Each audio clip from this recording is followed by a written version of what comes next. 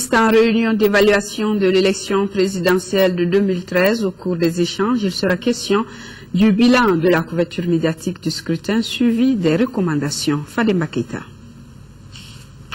Cette journée porte sur 3 recommandations.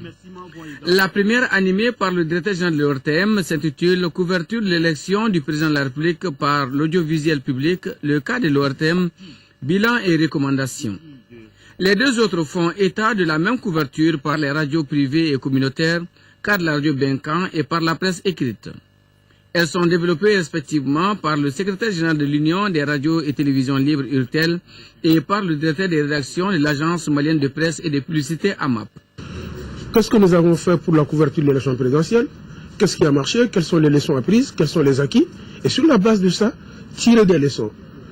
Qu'est-ce que l'on doit faire pour les prochaines consultations électorales en termes de renforcement des compétences, en termes d'amélioration des conditions de travail de manière générale, en termes d'équipement, en termes, comme on appelle ça, de matériel, et en termes d'implication des hommes de médias dans l'ensemble du processus.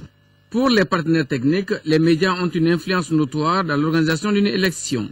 Les élections représentent un énorme défi pour les médias.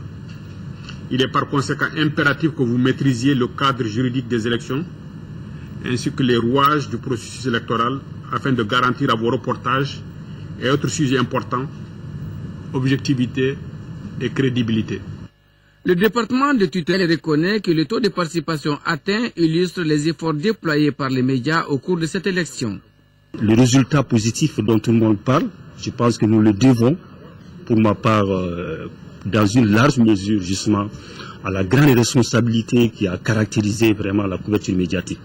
Le communiqué final et les recommandations issues des échanges doivent permettre aux participants de corriger les insuffisances constatées et de situer les rôles et les responsabilités des hommes de médias.